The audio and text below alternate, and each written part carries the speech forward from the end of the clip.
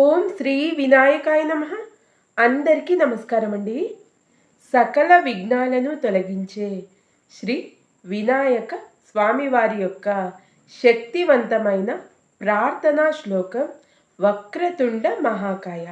ఈ శ్లోకంని మనం ఈ వీడియోలో 21 సార్లు జపిద్దామండి. వీడియోని పూర్తిగా చూసే ప్రయత్నం చేయగలరు. వక్రతుండ మహాకాయ సూర్యకోటి సమప్రభ నిర్విఘ్నం కురు మే దేవ సర్వకార్యేషు సర్వదా. వక్రతుండ మహాకాయ సూర్యకోటి సమప్రభ నిర్విఘ్నం కురు మే దేవ సర్వకార్యేషు సర్వదా. వక్రతుండ మహాకాయ సూర్యకోటి సమప్రభ నిర్విఘ్నం కురు మే దేవ సర్వకార్యేషు సర్వదా. వక్రతుండ మహాకాయ సూర్యకోటి సమప్రభ నిర్విఘ్నం కురు మే దేవ సర్వకార్యేషు సర్వదా. వక్రతుండ మహాకాయ సూర్యకోటి సమప్రభ నిర్విఘ్నం కురు మే దేవ సర్వకార్యేషు సర్వదా. వక్రతుండ మహాకాయ సూర్యకోటి సమప్రభ నిర్విఘ్నం కురు మే దేవ సర్వకార్యేషు సర్వదా.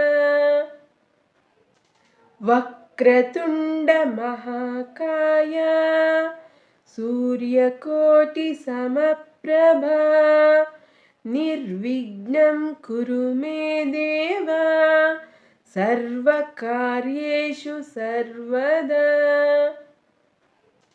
వక్రతుండ మహాకాయ సూర్యకోటి సమప్రభ నిర్విఘ్నం కురు మే దేవ సర్వకార్యేషు సర్వదా.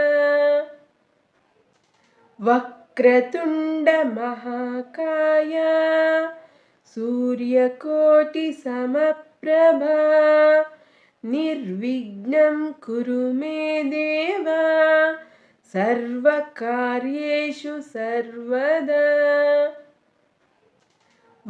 వక్రతుండ మహాకాయ సూర్యకోటి సమప్రభ నిర్విఘ్నం కురు మే దేవ సర్వకార్యేషు సర్వదా. వక్రతుండ మహాకాయ సూర్యకోటి సమప్రభ నిర్విఘ్నం కురు మే దేవ సర్వకార్యేషు సర్వదా. వక్రతుండ మహాకాయ సూర్యకోటి సమప్రభ నిర్విఘ్నం కురు మే దేవ సర్వకార్యేషు సర్వదా.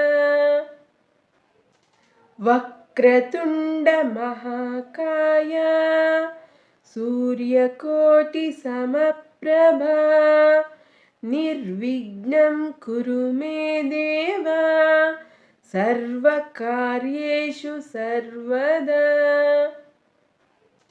వక్రతుండ మహాకాయ సూర్యకోటి సమప్రభ నిర్విఘ్నం కురు మే దేవ సర్వకార్యేషు సర్వదా.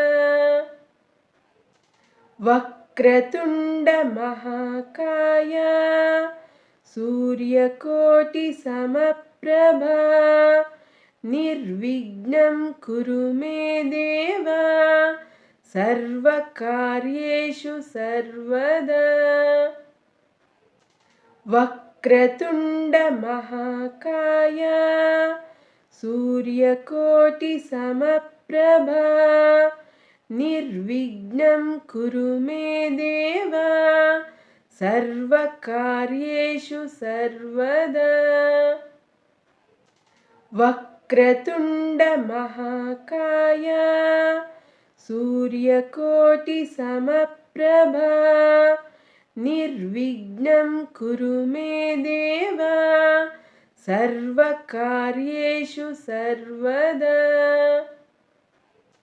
वक्रतुण्डमहाकाय सूर्यकोटिसमप्रभा निर्विघ्नं कुरु मे देव सर्वकार्येषु सर्वदा वक्रतुण्डमहाकाय सूर्यकोटिसमप्रभा निर्विघ्नं कुरु मे देव सर्वकार्येषु सर्वदा वक्रतुण्डमहाकाय सूर्यकोटिसमप्रभा निर्विघ्नं कुरु मे देव सर्वकार्येषु सर्वदा वक्रतुण्डमहाकाय सूर्यकोटिसमप्रभा निर्विघ्नं कुरु मे देव सर्वकार्येषु सर्वदा ఓం శ్రీ వినాయకాయ నమః. ఓం శ్రీ గణేశాయ నమః. ఈ వీడియో మీ అందరికీ నచ్చినట్లయితే వీడియోని తప్పకుండా లైక్ చేయండి, షేర్ చేయండి మరియు మీ యొక్క అభిప్రాయాన్ని కామెంట్ సెక్షన్లో తెలియజేయగలరు. మరిన్ని డివోషనల్ వీడియోస్ కోసం మన లలిత తెలుగు డివోషనల్స్ ఛానల్ని సబ్స్క్రైబ్ చేసుకొని సపోర్ట్ చేయగలరు. ఓం శ్రీ వినాయకాయ నమః. స్వస్తి.